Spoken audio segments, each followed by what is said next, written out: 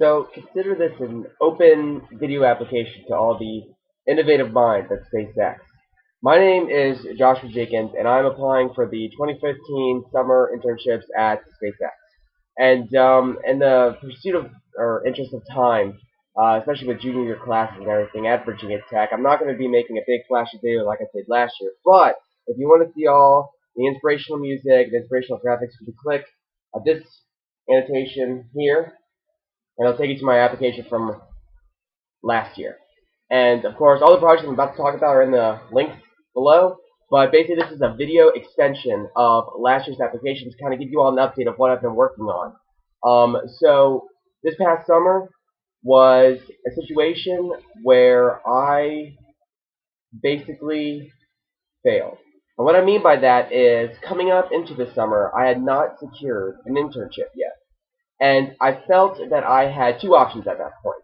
I could, one, feel sorry for myself, or I could, two, make my own opportunities.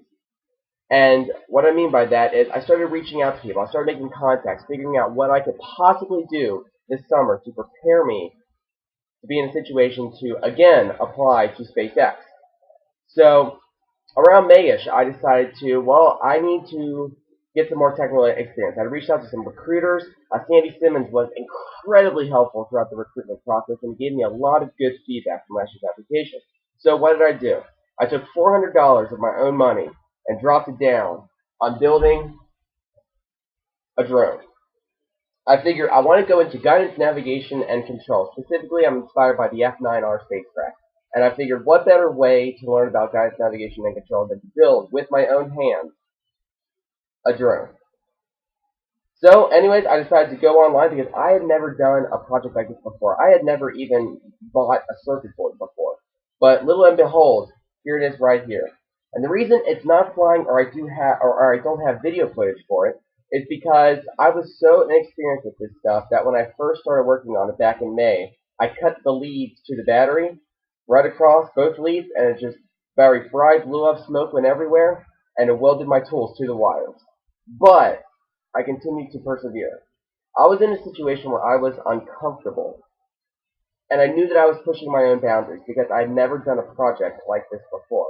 But little and behold, today, as I'm recording this video, we got it hooked up and running. All the servos are responding appropriately, and all we need to do is just wait for that battery to come in. So by the time recruiters do reach out, I hope to have video of this thing flying in action, both from the ground and up in the air with an AR drone that I already purchased as well, too, to get aerial footage of this sucker. So I also, during the summer, reached out to one of the deans here at Virginia Tech and was able to help them reformulate the marketing and advertising strategy for the Virginia Tech Graduate School. And that's why I'm wearing Google Glass here. I was able to kind of check it out from the engineering department. And interesting enough, what we want to do is we want to have live stream, first-person POV webcast or podcast of professors giving lab tours and stuff through Google Glass. So just an example of how we're trying to integrate technology into the recruitment process and kind of bring the graduate school advertising strategy to 21st century technological level. And currently, right now, what I'm doing right now at Virginia Tech is not only taking classes, but I'm also pursuing a co-op. Late in the summer, some people that I contacted reached out to me, and they had offered me a position to work as an intern at a company called Avid LLC. And what they are is they're a contracted drone company specifically focused on ducted fan technology. So what I'm doing with them specifically is the integration of various sensors into these UAV ducted fans for autonomous navigation in confined spaces. Now, we are a military contracted company, and I'm not at liberty to discuss publicly the specifics of what I'm working on, but in a private scenario, I can tell, or I am able to talk about in an arbitrary manner the technical specifics, not the applicational specifics, but the technical specifics of what I'm working on, and we can address those in a private situation. So what I'm looking for at SpaceX is an opportunity to prove myself. And I've talked to interns before. They've said that you will work a lot of hours. So that's why I am taking, right now, all these credit hours and doing part-time co-op. It's pushing me to, one, effectively manage my time in the most efficient way possible, and also, two, it's really pushing me psychologically to be working pretty much 14, 15, 16-hour days constantly. So it doesn't matter now because I'm doing what I love. And I want to pursue these passions at SpaceX. Link down below is also my Virginia Tech TEDx talk where I do express my desire and passion for guidance, navigation, and control, and how I want to express those through a company like SpaceX. So you can check that out too.